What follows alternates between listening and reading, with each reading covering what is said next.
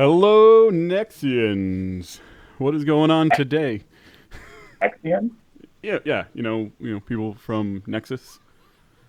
You mean the Nexus, right? No, Nexus. It's the planet we exiles have traveled to for years to find a home only to find out that our friends have died in life pods and you know, You mean the Nexus. Dominion, right? The cool kids with all the guns and stuff? No. Anyways, whatever. This is my show. Let's get going. Okay.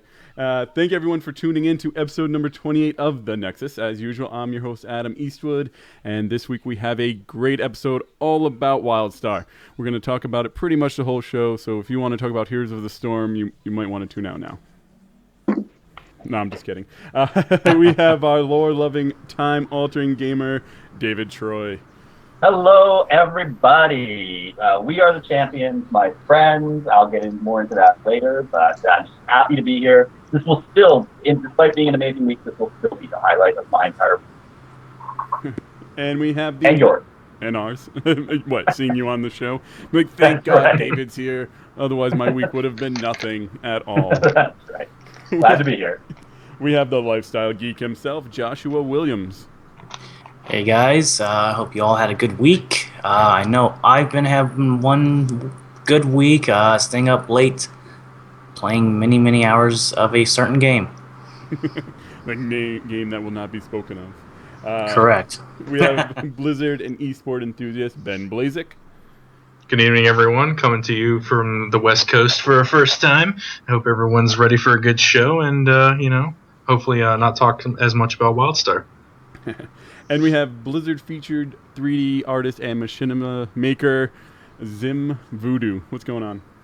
Hi.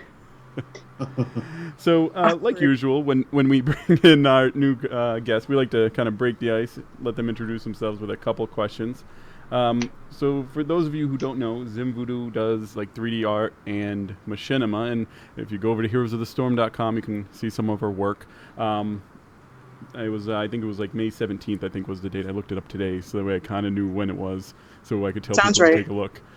So you go ahead and look over there. Once the show is over, though, there'll be links in the show notes as well. So Zim, how did you kind of get into 3D animation and machinima, and how long have you been doing it? I started in January. I've always loved machinima, but I've never had the cojones to actually try it myself. And I saw a 3D video. This guy made this amazing video, and I'm like, that is what I want to do for the rest of my life. And that's how it blossomed. Well, I think I read it. Obviously that you've been doing it for just a few months. It's amazing to me to think that you could do that good of stuff in that short of time.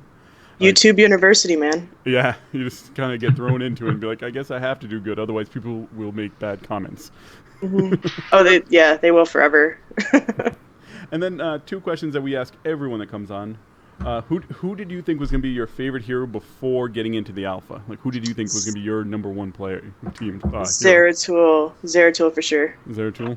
And now that you've been playing, who has been your favorite? Brightwing.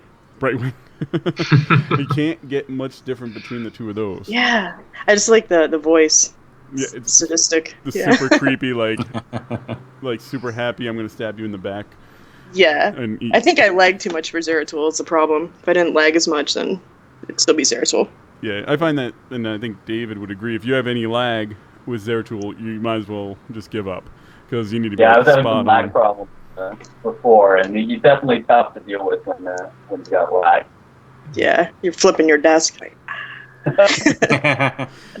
Now let's kind of go right into our week in gaming. Josh, what have you been up to this week? I've been playing this one game that took me to a place called Nexus. I know it sounds familiar, but it's not the game you think it is. It's not Heroes of the Storm. It is WildStar. I've been playing that like crazy, staying up super late playing that,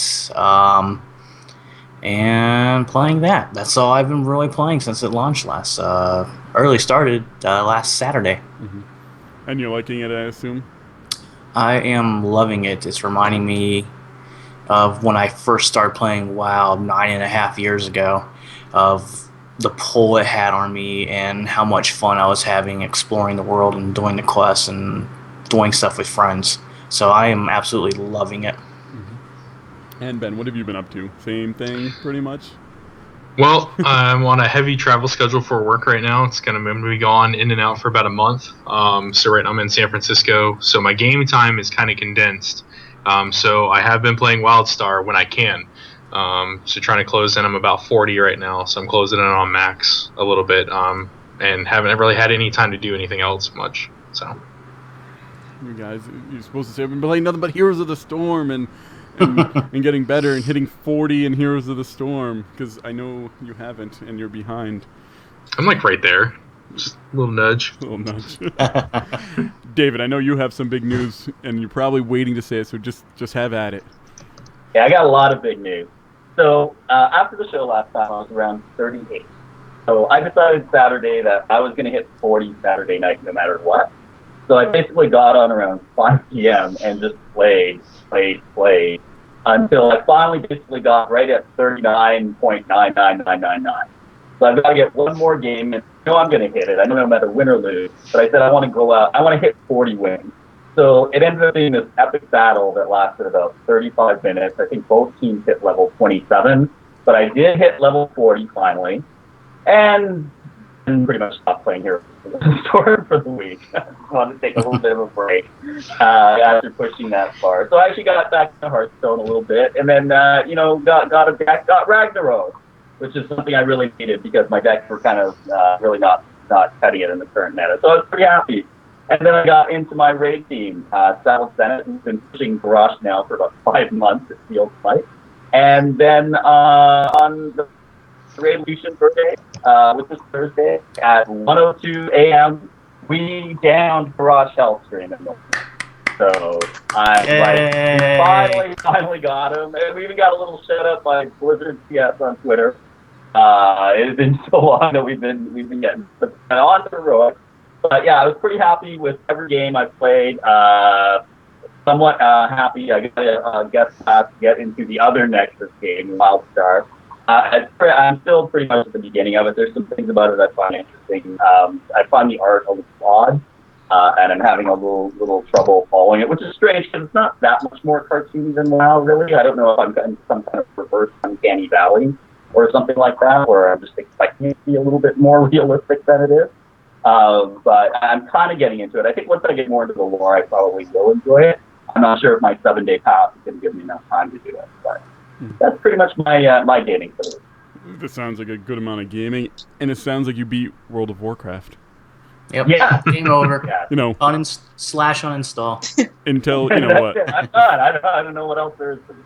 Yeah, probably until like February, March, when Warlords of Draenor comes out. 2020. 2020, yep. That's what it seems like. I'm cooked like crazy between now and then. Fishing cook and first aid. And Zim, what have you been up to in gaming this week? The only game I have played this week is Heroes of the Storm. Good. Yay, I win. Obviously, that's why we brought you on, because we needed somebody to hold up playing the game that we talk about every week. With school and doing projects for people, I've had no time to sit down and play WoW or anything like that. So it's load up Heroes and stay up all night. Yeah, Nothing wrong in that. There's nothing wrong, and this is definitely. I played a bunch of Heroes this week too. Because it's Muradin week, I decided that I should probably play Muradin a bunch, and I have the Magni skin, which I enjoy, and what else? I played World of Warcraft on Tuesdays, like always. We raided. We didn't get a boss down. I got frustrated. Played WildStar. I'm pretty sure I sent a message to Ben, and I'm like, Ben, I need a friend's code so that way I can get away from World of Warcraft for a little bit. And then I joined pretty much David's server and Ben's server, and I've tried out every class to see which one I'd like. And I want to play the engineer, but Ben tells me everyone plays an engineer. They're like the hunters. They're pretty heavy right now, but what people aren't realizing is that they're not heavy on the DPS boards, so they're going to get bored. Mm-hmm. But we don't need to talk about WildStar, so. Yeah. In Guild Wars, just question, and anyone familiar with both? I'm I sorry. remember that's a pretty cool class in Guild Wars too. What was that, David? It sounded really... You were really quiet and you broke up. Oh, okay. Sorry about that. I know. I was just wondering, we're talking engineers in WildStar, and I don't want to go off on a tangent, but are they similar, to engineers in Guild Wars 2, or? I don't think so. From what I've tried in Guild Wars 2 and seen in WildStar, I don't think they're similar. They seem more. Ben might be able to, or Ben or Adam might be able to tell more on this, but they seem kind of like the hunters. They just have the pets, and they go in and do their stuff too. They're kind of like a tanking hunter, if you will, but the pets are by no means whatsoever overpowered at all. They're actually very weak. So it's very still heavily reliant on the actual player themselves. The pets just kind of give like a little incentive, but it's all the player still. Yeah. So anyways, let's get on moving on to the news for the week for Heroes of the Storm. Kind of light news week. We did get a small patch this week, which came with some new skins as well as some new bundles.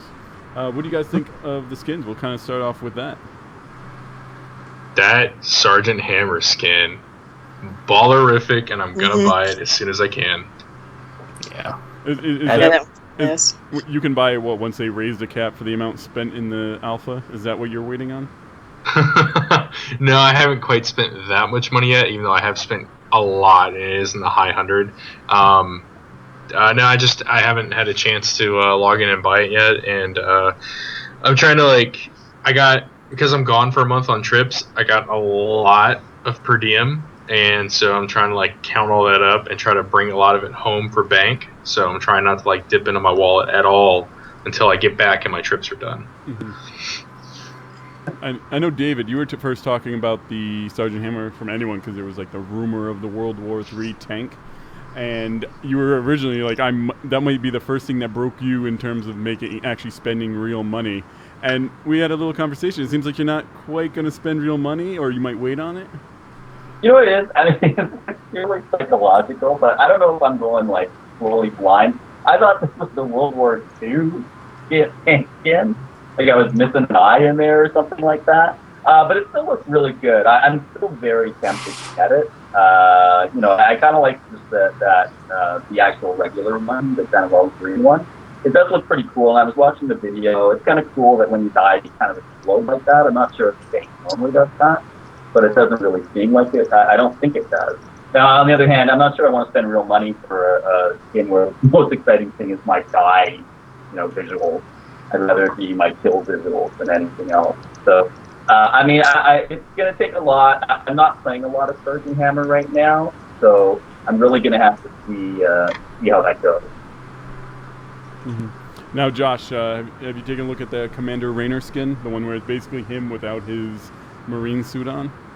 Oh yeah, I looked at that. I think, for the most part, it looks really cool. I mean, he looks kind of his hair looks kind of weird. It doesn't look. I don't know. It looks like putty on top of his head. You want him to have a little more flowing haircut? Just you something would analyze the hair. You would. I mean, overall, it looks super rad because I liked it when StarCraft 2, whenever he was just chilling in a bar and he was just like that and he just looked like a badass. I can say that word. But I mean, his hair just looks like putty on top of his head. Other than that, I think it looks pretty cool. Mm-hmm. And what the last one was, Dora the Explorer? Lily, yeah. The Explorer, Lily. I think it looks cool. That's just me, though. I mean, it looks cool, but it's just it's a very obvious that they're going for that Dora the Explorer look, and you knew it was going to be coming up. Xim, have you purchased any skins yet? Are there any skins that have pretty much caught your eye? Not just these, but the other ones that are out there too. Yeah, I obviously bought the Zeratul one before I even played the game. I went and bought all the Zeratul stuff, and then I bought a couple bundles, and I don't remember which ones because I would play the same characters over and over and over and over. Yeah. Mm-hmm. Well, yeah. I mean, the bundles. I think the bundles the first set of bundles were really good.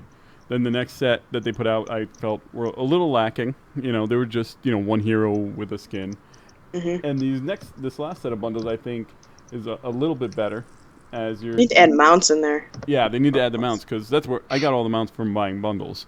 Yep. I haven't bought a single mount, but I got the bundles when they had come out. And I really like the bundle pack for the heroes because you really get a good selection of Diablo, World of Warcraft, and StarCraft ones because you get Diablo, Sonya, Tyrael, Sergeant Hammer, Tassadar, and then you get Tychus, Zeratul, Arthas, Falstad, and Tyrande. So I believe it's $30. That is quite the selection of heroes. That was a good deal. Yeah, the only thing that I thought was kind of weird is they have Zeratul in this bundle, and they have the Zeratul bundle. Yeah. So it's like they're kind of double dipping right now. Well, yeah. You're like, Zeratul's that cool. He should be in every bundle. Yeah. Why wouldn't he? I have a coaster with Zeratul on it. I mean, another thing that kind of in terms of bundles and heroes that I saw that they were kind of talking about is that flexible cost to the bundles, where if you have Arthas out of the 10 heroes, it does go down a certain amount based on you having Arthas, which I think is, especially once you get into a beta or anytime it's when they're not going to do another wipe, they're going to want to have those like that in there like really fast, because you don't want people to spend permanent money on bundles that they're basically double paying for. So I think that's going to be something that hits before the beta, or at least maybe at the same time the beta comes out. Yeah, I can easily see that. So the other big news is it is Muradin week. Now we're not going to kind of talk about Muradin's abilities yet, but kind of the stuff that kind of came along with Muradin week. What did you guys think of his opening trailer? Best I one. loved it. Best one. Best one so far. Yeah, the best one they've done so far, I think. Yeah. What about it did you like the most, would you say? It was funny. I caught myself laughing at him. He's like, because I'm badass. Yeah. He's like, trying to stack up to Braun and Magna would be tough if I wasn't badass. And David, this might be kind of Dunn's your alley with lore. The funniest thing is, you look at Magni and you look at Braun, and this is the first time I noticed it, and they're called Bronzebeard because that is the color of their beard, right? And then Muradin has this blonde, beard. Like, isn't that kind of weird? Well, he probably has gone a little Hollywood or something like that, I'm guessing, something where he decided he should take that route. He's, it's funny because when you play the game, Magni's such a big character, and Braun's everywhere basically when you're playing. So I didn't play Warcraft 3 that much, so I didn't really know Muradin too much until this game. But like they said, he's badass. Mm-hmm. No, he's really cool. Like, I played Warcraft, and then I read the Arthas book where he's in it for a bit.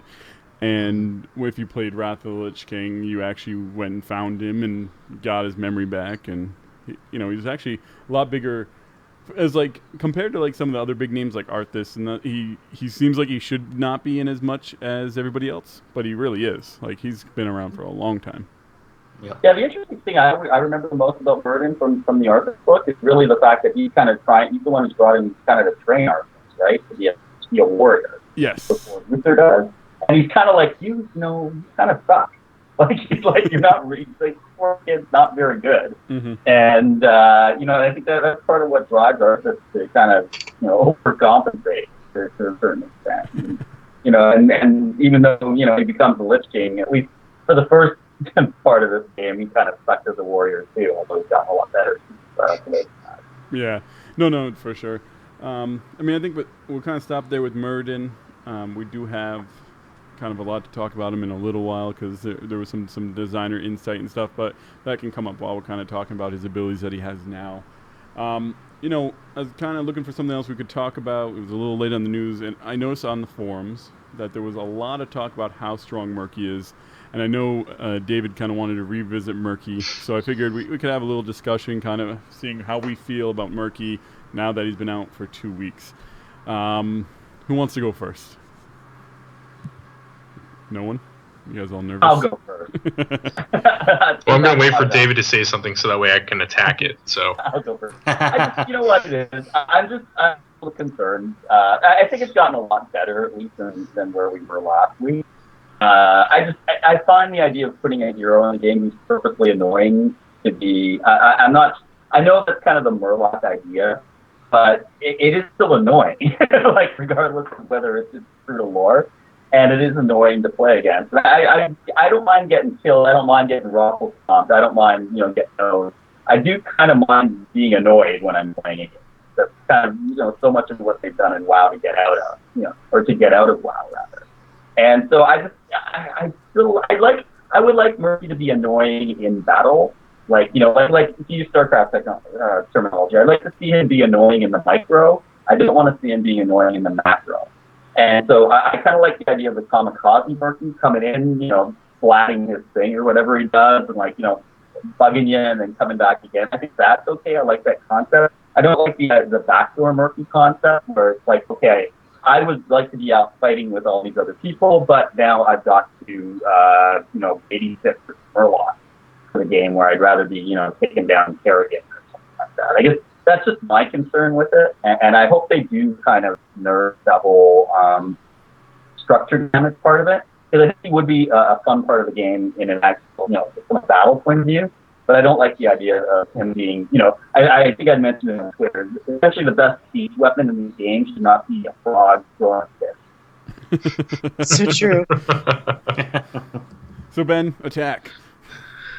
I don't know. A lot of what David said is kind of on par. A little bit with how I feel. I mean, his whole mechanic and his whole build adds to the different, you know, competitive strategic nature of the game. What they originally talked about at BlizzCon and having all these different avenues you can take to end the game or to play out in team fights and attack your objectives and so on. And he does what it was intended to do. I agree. It's pretty annoying because you have to babysit. I think March of the Murlocs does way too much damage. It takes half of the palace down. It should not do that because most of everybody else's ultimates don't do that. All he's got to do is run in there, pop it, and then create a distraction, and then just kind of ninja the palace down. So you do have to babysit a little bit with it on it. He's been out for a couple weeks now. We've been seeing him play in and out, but I still can't make a full evaluation until we see something in ranked play. Because even though we're playing the game now, we're playing the maps, the whole game is going to change when it goes ranked. I mean, that's just how it works in this genre. So we're going to see a whole new ball as soon as ranked comes out.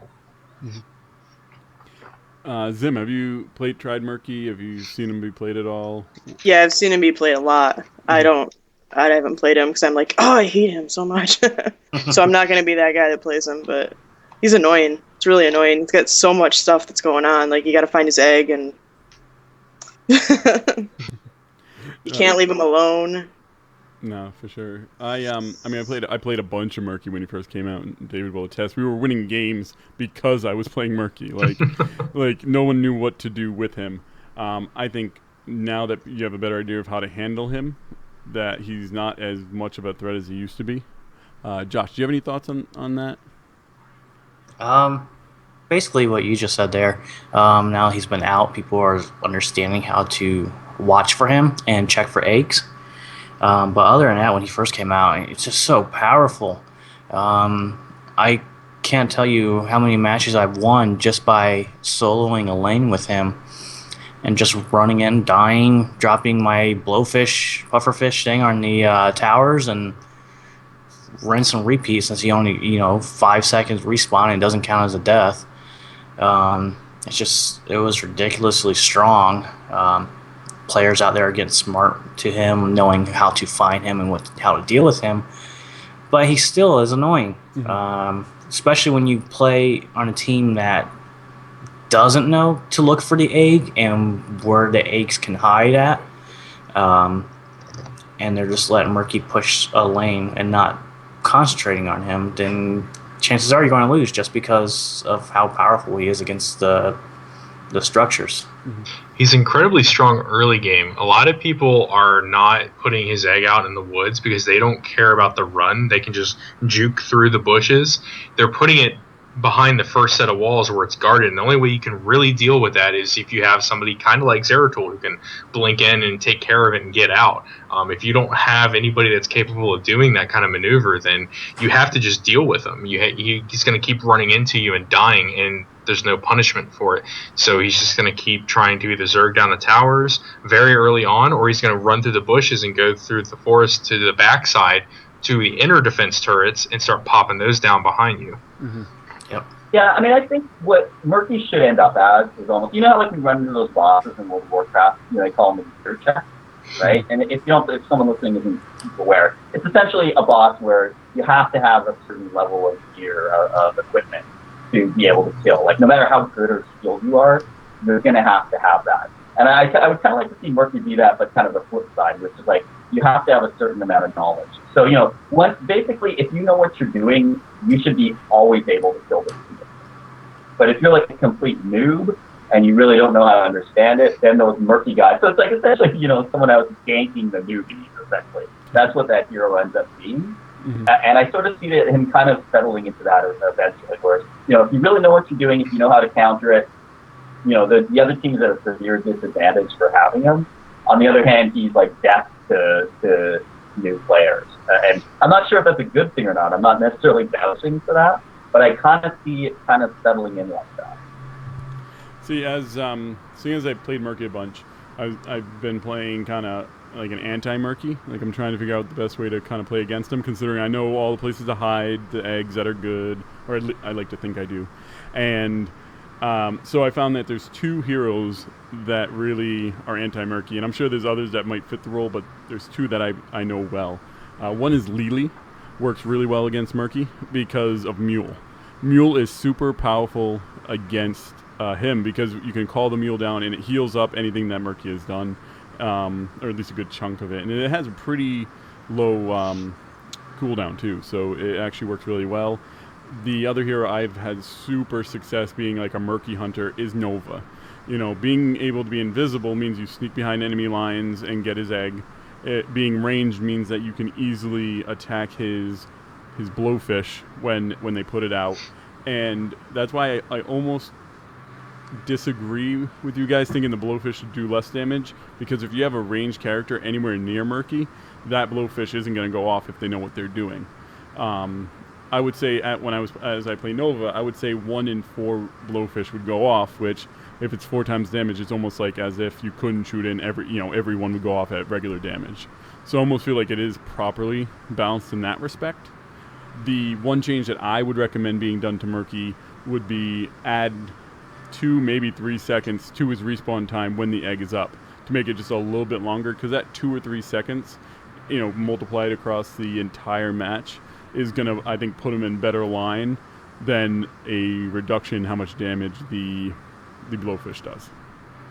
Yeah, it's interesting that you mentioned those two heroes, because I thought you would have said someone like Pacifier, who's got, the ability to be able to detect enemies at a certain distance. The other hero I actually thought was a good Murky counter was Avatar of all people, because he's got the ability to kind of poop out those little bug things like around the map. I don't play a lot of them, but I saw one on our team who was basically finding the Murky egg almost every time. Mm-hmm. So, I think there are counters out there. It's not that you can't find them. It's just essentially then that counter spends its time. Like, if I'm playing Nova, I don't want to be looking for an A. I want to be, triple tapping people and things like that. Yeah, but, it's I feel like it's a completely different Nova build that you're building. You're building a roaming Nova, which I have. Like, I have a roaming Nova build, and then I have, a stay in the lane, attack one person build. So then you have the precise strike, and you have the ability where you heal faster when you're cloaked. So you do stuff like that, and then, you literally can snipe the egg once you find it, and because you're cloaked, they can't, the towers and everything, they don't detect you. So you can just go looking for it, no problem. So... unless obviously he puts it on the first inner set of turrets, then you can't get it. But then he's so far away that Nova can kill him before he gets over there every single time, even if he pops his, bubble. So, like you said, it might not feel like the epic Nova experience, but she, she does have a rifle, and she's out there hunting. So, any kind of final thoughts on Murky, or are you guys sick of talking about that annoying little Murloc? Yeah, we can move on. Yeah. Murky. We're done with Murky. So let's go ahead. We're going to move on to our hero spotlight this week. And like we said, it is of Muradin. He's way better than Murky. This is the hero spotlight. And like each week, we go over one hero. This week, it just so happens matches up with our hero of the week because we don't have much left to talk about for our initial spotlights. So it's the Mountain King, Muradin. David, our lore-loving guy, what do you have to say about Muradin tonight? Well, I mean, I'm just going to try to touch base on some stuff. I mean, Muradin, we talked about him a little bit, his family relations. He's a Bronzebeard, one of the regal families of Dwarfdom in World of Warcraft. His brother is Magni Bronzebeard, who unfortunately got himself turned into a crystal. And his other brother is Bronzebeard. Or Brian Bronzebeard, and he's definitely the Indiana Jones of the Warcraft universe. I mean, if you don't count Harrison Jones, which is complete fraud, but he's the guy who shows up every time to kind of dig into a Titan tomb or something like that. And so Murder's he's got big shoes to fill to live up to his family name. But like you mentioned in the trailer, he's a badass. He is one of the few people that found Frostmourne essentially and turned Arthur into a Death Knight.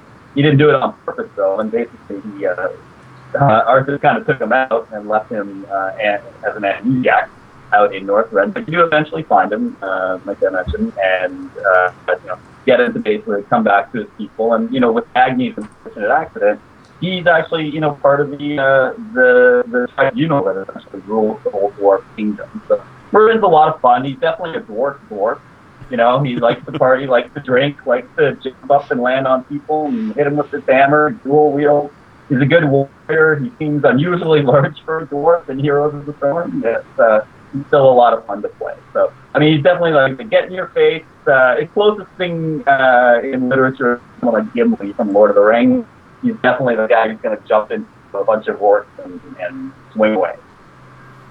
Mm-hmm. And for those of you who don't know, he is a warrior class, which fits perfectly with him being a dwarf. And let's kind of get right into his abilities.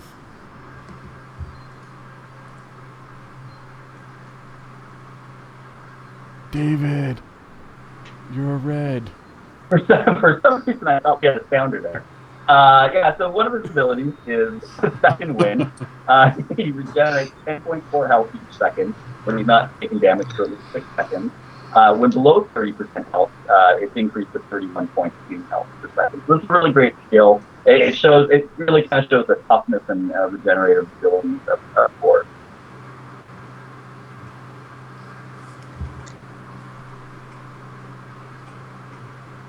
He's going to go right into the next one. Oh, okay. He also has Stormbolt, which deals damage to the first enemy it contacts, stunning it for 1.5 seconds. I was going to do it in song, but I decided against it. Oh, you should have. Next time. Okay. He also has Thunderclap, which deals damage and slows enemies by 25% for 2.5 seconds. Another one of his regular abilities is called Dwarf Toss, but it should be called Boss Toss. Leaps to a location, dealing damage to enemies within the target area, so it's just a gap-closing ability. Mm-hmm. And you basically get to choose between two different heroic abilities like everybody else. One is Avatar, where Muradin gains health and his weapon and attacks... Wow, I messed that up. Where he gains health and his weapon attacks stun enemies. I believe it's 4 attacks and you stun them. That's kind of like your defensive... ability. You kind of jump in, you do Avatar, and you can take a beating. Next one is Haymaker, which deals damage and knocks the target back. Hitting enemies in the way deals damage to them as well and knocking them back slightly, which I actually used for the first time today, and it was so much fun. But I'm sure I annoyed so many people as they were about to kill somebody. I'd kick them out of the way, and we've kind of had that conversation before where if you don't kick him in the right direction, it's a bad thing. Yep. Mm-hmm. Have any of you guys had a chance to play Muradin at all? Oh yeah, absolutely. He was projected to be my favorite character when I joined the game. You got to have the right mentality, and you need to be paired up with the right person to play him. For him to be the most effective, he's a great brawler. He can take a little bit of damage, and he can get in there and kind of mix things up. So if you have him paired with somebody who needs to like kite or anything like that, he's really good at kind of being the in-between. So if you got like a Nova closing in on your friend who's a Sergeant Hammer, all you got to do is jump in front of Nova, and you can slam on top of her and throw a stun. As long as you know how to aim your skill shot stun, you have him on lock, and you can disrupt so many people in anything they try to do. He's a lot of fun. Mm-hmm. Now, do you tend to go for all the stunning abilities when you play him, or do you kind of do a mix and match of the different talents, or do you just go straight stun? Sometimes I'll do a little bit of mix and match. I will try to maximize my stun as much as possible, but I also pick I forget. Wow, I can't believe I forget the name of this ability, but it's the one where the warriors turn on fire at like level 13. So I'll definitely take that just to give myself a little bit of extra damage, so I can get in somebody's face and actually be a threat. But I'm definitely trying to maximize my stun as much as possible because I want to get in there and disrupt, and then let somebody else come up from behind and just kind of like nuke them down. Mm-hmm. Now, at the first tier, I find the first tier kind of the hardest ones to choose between. I'll kind of go over the first tier talents just to give you a little refresher. I'm just curious which one you take. So you have Path of the Warrior, which gives you the maximum health every level. You have the Perfect Storm, which means your Storm Bolt will increase 5 damage for every time you hit an enemy hero with it. The Infused Hammer, which gives you 45 mana back for each enemy hit. And the Reverberation, where your Earthshock? I'm probably calling it by the wrong name right now because I'm thinking Stormbolt. Thunderclap. In fact, gets the bonus. I'm reading. I'm sorry. Enemies hit by Thunderclap have their attack speeds reduced. So, is there a specific one that you tend to go with, or does it depend on what you're doing? I was playing a little bit with the Dwarf Toss one a little bit. Or no, I'm sorry. Wow, I'm screwing up too.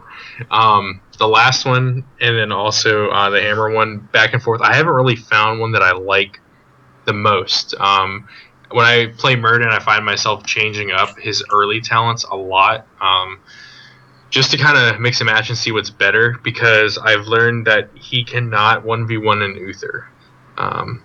So I was trying to figure out if I could break that cycle, but I haven't yet, so... Yeah. The Infused Hammer, the one where you get the 45 mana back for every enemy hit, I started using that a little bit at the end of my play today before the show, because I found if we match that with the one where he pierces and hits an additional target, it works really well because it's basically a positive mana spell at that point.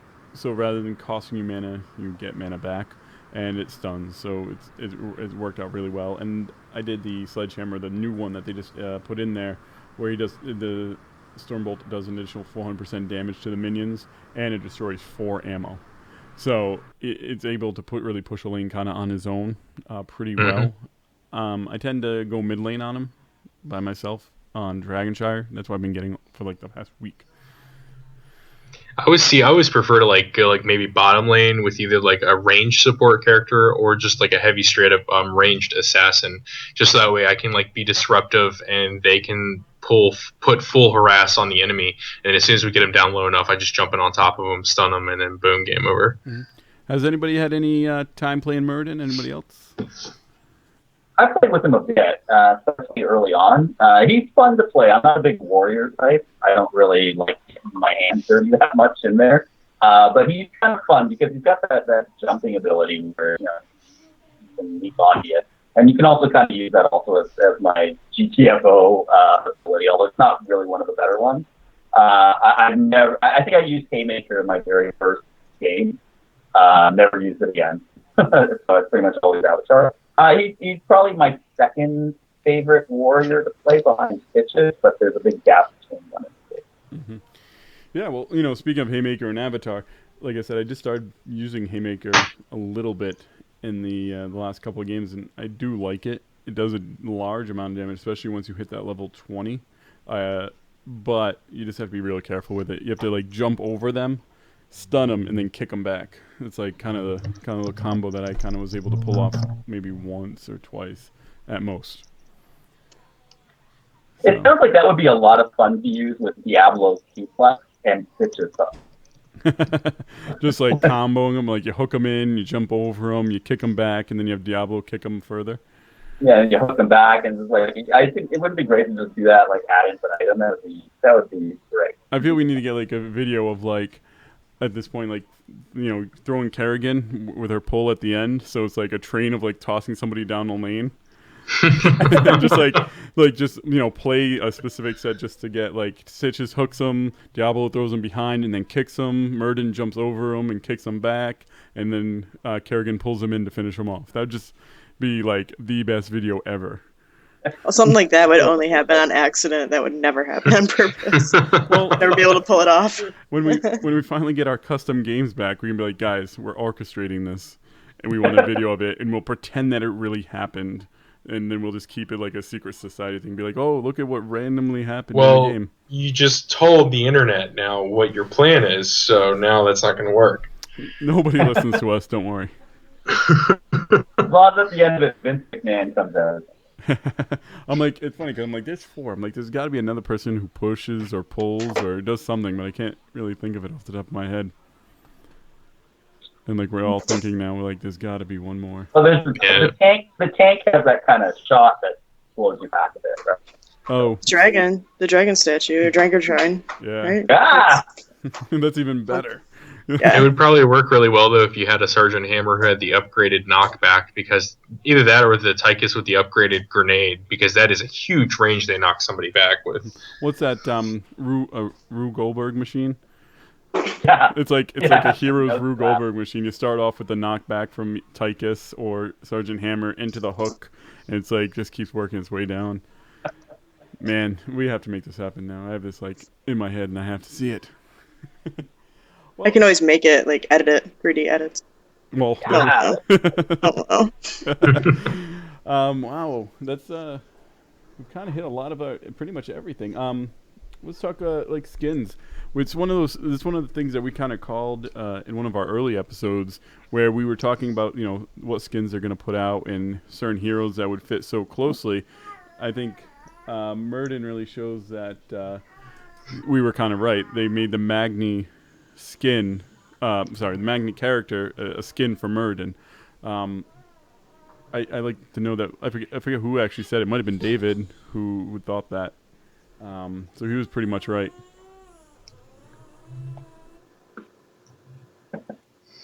Yeah, I mean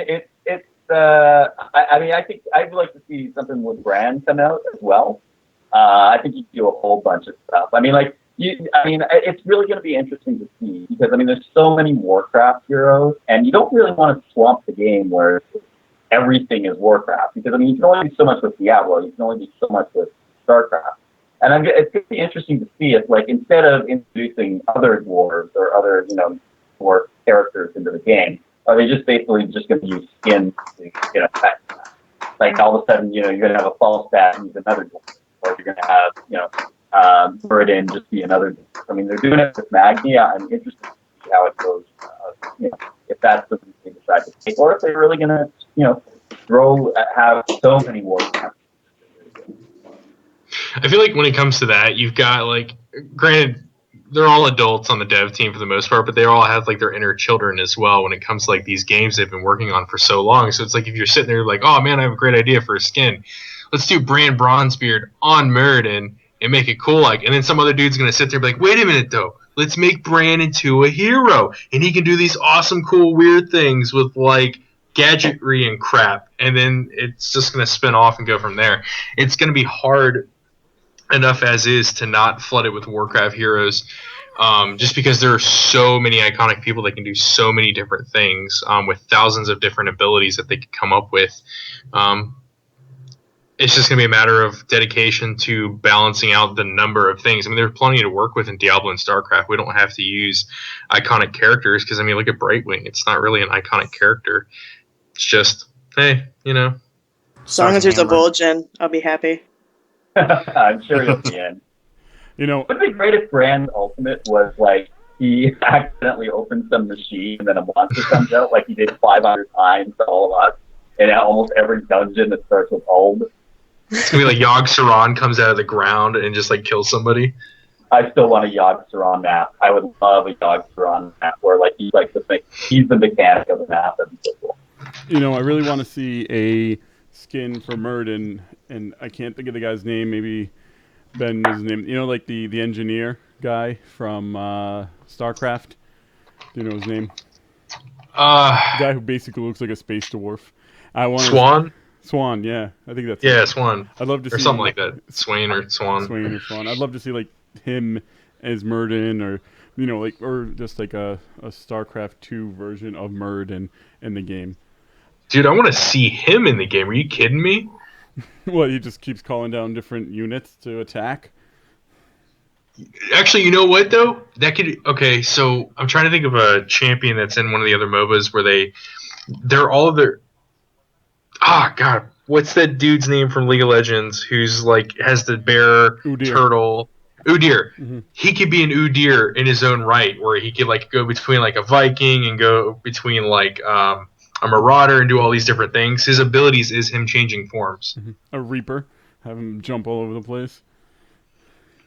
I feel like he doesn't have enough mobility for that with his arm missing, but yeah, we could go that route. Robotic arms. They've got to have robotic arms. He's got a robotic arm, but you know how it is. It's not the real thing. It's not like that real thing. I like, you know how it is. You have a robotic arm, don't you? Who doesn't? I don't go home without it. That's the Post-it. That's why. Oh man. So That's right. I don't know what to say to that. And the funny thing is, nobody else knows what that joke is. It's all between us. I think that unless somebody else has anything they want to talk about, any cool things happen in game, I think that'll kind of do it for our show. It's kind of really late in terms of news this week, so then everyone wants to go back to WildStar. I can tell. Look at those eyes. Those dead, new MMO eyes. Dude, honestly, I want custom games back so that way we can, like, you know how you guys did that match against Hotscast? Mm-hmm. I want to be able to do that against random groups, and maybe not like a tournament, which is probably why they yanked it out, because they didn't want prize tournaments, but I want to be able to orchestrate at least like small little like league nights. Be like, hey, guys want to like do a little 5v5 tonight? Iron Man, best of 7, and just go at it. But unfortunately, we can't right now. Yeah, So. I want to be able to challenge people. Be like, you get your best 5 against my best 5. In the playground at noon. Like, Lunch money's on the line. We're playing for Loser buys ice cream sandwiches. Okay, well, that'll do it for our show tonight. Zim, we'll start with you. Why don't you go ahead and let people know how they can find you and where they can see your stuff? Well, Twitter is the best way to contact me. I leave it up like an addict all day, and it's at Xim VooDoo, but it's spelled XimVeewDew. Yeah, that's right. And my YouTube channel is Voodoo Corpse. I don't know why. And yeah, all my stuff's on Tumblr, which is also Xim VooDoo. So everyone go ahead and check it out. There will be links, and all this information will be in the notes, just so you don't have to remember it. Ben, where can people find you? I don't even remember it. Ben, where can people find you? Mostly on Twitter at Stacks and Packs, STAKSNPAKS. I'll respond on there mostly. If anybody's looking for a WildStar guild, just hit up obj1.net. Other than that, yeah.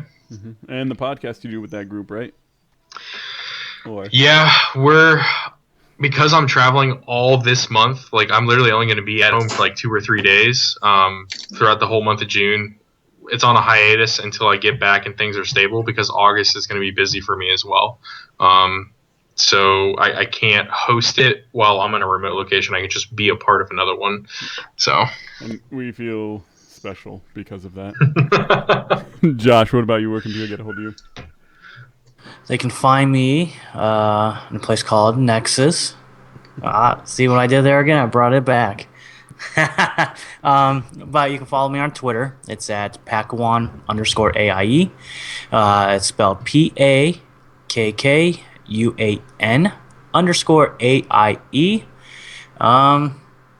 That's about it. You just find me on there, tweet me, and I'll tweet you back probably. Unless you say something mean, well, then we'll probably get into an argument. Challenge accepted. Ooh. And David, what about you? Where can they find you? First of all, I just want to say, Zim, as someone who plays a lot of Witch Doctor, anyone that has corpse in their name is okay by me. That's pretty cool. You can find me on Twitter at TheLandCPR. I am going to be guesting on Leap Sauce podcast next week. So take a gander to that, and I'll try and spend time with them. I'm sure we'll have a good time. Also, I may be appearing on, I'm not sure about scheduling, but I may be appearing on the podcast Winterfell podcast next week on your call-in show, which is a Game of Thrones podcast. So I'm still a little traumatized from last week. I'm not going to tell you why. Spoiler! Let's just say when we down Garage, I didn't get within him grabbing me. So it's far away. But maybe appearing on that as well. So I hope to have a good time there too. Okay, and you can reach me at Geek of Random on Twitter, the show directly at the Nexus Podcast. You can email the show with any questions, maybe town builds, anything. We'd love to talk about anything you want us to talk about at show@heroesofthenexus.com. We do have our Patreon, and we do have our first official patron, Sean Owensby. I'm going to hack his name apart. I want to thank him for, kind of taking the first step and being the first person to kind of back our show. We do appreciate it a ton. My daughter appreciates it because now she gets to eat, so she's very happy. You can find the show at Twitch, YouTube, iTunes, Stitcher, pretty much anywhere it lets me put it up. We're proud members of the Catalyst Gaming Media over at catalystgamingmedia.com. Wow, we'll see you guys all in the Nexus. Have a great weekend, and bye now. Good night, everyone. Bye, everybody. Bye. And we can stop recording. Boom. Cool. Yay. Show done. Hopefully it wasn't too awkward. Sorry. I'm all like, I can't swear, so I don't want to talk. Great. That was great. Oh, no, it was fun. Oh, man. Well, we got the show. Without any spoilers of Game of Thrones, I don't know who here watches or whatever. I saw it already. All I could think about is... You guys have obviously all seen The Princess Bride, I'm going to assume. Yeah. So, all I wanted Oberyn Martell to go is, he'd be like, I am Oberyn Martell. You rape my sister, you kill my sister, and you kill her kids. Prepare to die. Like, the whole time, that's all I was waiting for him to say. And he didn't. Does anybody listen to the morning stream? I thought they'd mentioned it. I didn't get a chance to hear. They mention it in a way that it's not a spoiler unless you know what he's talking about. Yeah. Because he puts it in paraphrases of talking about he's talking about Mortal Kombat, but he's really meaning the show. That was the title of the episode, right? Morning. I think so. Like Finish Him or something like that. If you're gonna say, you have to say it right. Come on, try it again, Josh. What? You'd be like, finish him. Finish him. I don't have a deep voice. It's hard for me to do that. I sound like a little kid when I do it. I think the one I heard that mild spoiler. I'm not going to say specifics or anything like that, but close your ears if you don't want to know absolutely anything. The best way I heard it described was that's the version of the Princess Bride they play in hell. I can see that. Okay, well, I'm going to have to cut this post-show short. I have a daughter who needs attending. Zim, thanks for coming on. Thanks for having me. That was fun. It was pretty short notice, too. It was like today. Dave I was like, okay. David's like, anyone can be on tomorrow? I'm like, no. And then emails happened, and it was like, okay, we got somebody. Cool. I'm going to take the stream down. I will talk to you guys later. You go change that poopy diaper.